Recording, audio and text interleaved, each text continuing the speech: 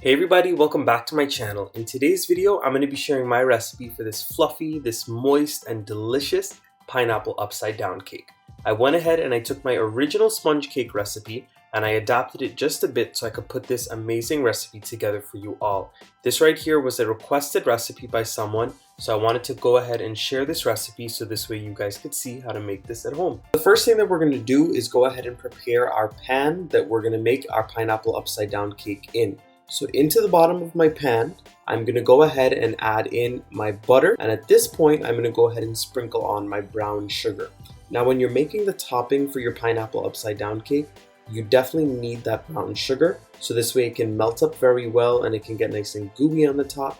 You will not get the same texture with white sugar, it'll get more crystallized and hard on the top. Once you go ahead and get that sugar laid out and spread between the butter, you're going to go ahead and add in your pineapple slices. Now you can lay these in any arrangement or any design that you want. I'm just going to go ahead and keep on adding them in until they fit the size of my pan. And the last thing that we need to do before we start mixing the cake batter is to go ahead and put a cherry in between each of those holes of the pineapple. You can add in more cherries if you want and just lay it all over the rest of the empty spaces, but I'm leaving it just as is. So the first thing we're starting off with in our mixer is some granulated sugar, and if you wanted to use brown sugar, you can. However, the cake will take on a little bit more of a brown color. And I'm also going to be going in with some softened butter. And at this point, we're going to go ahead and turn our mixer on and we're going to beat this up until it's nice and light and fluffy. And at this point, I'm also going to be going in with some vanilla extract as well as some almond extract or almond essence. This is what the butter and the sugar and those essences or extract should look like after you've beat it for a good 6 to 8 minutes.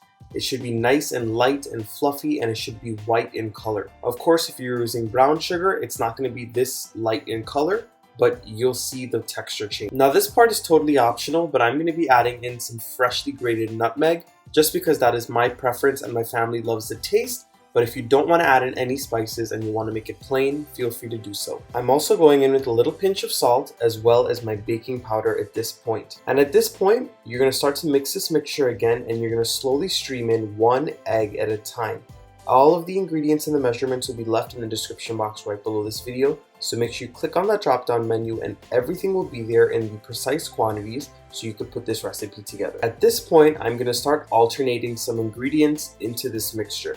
So I'm starting off by adding in just a little bit of my all-purpose flour, and this right here is very simple. This is the dry ingredient, just the flour. So I'm adding in a little bit at first, maybe about 1/3 of the mixture. Then I'm going to go ahead and pour in a little bit of that pineapple juice that we had reserved. And this was just the same pineapple juice reserved from the can of pineapples that we're using on the top of the cake. And at this point, I'm going to go ahead and add in the rest of my all-purpose flour that I had here.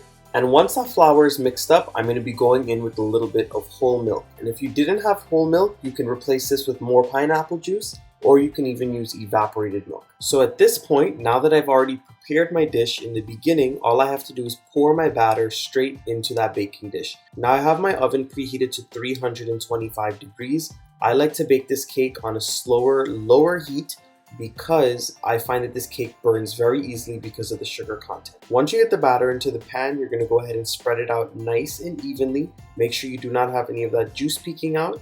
And we're going to stick it in the 325 degree oven, and we're just going to bake it until it is golden brown on the top and until a toothpick is inserted in the middle and it comes out clean.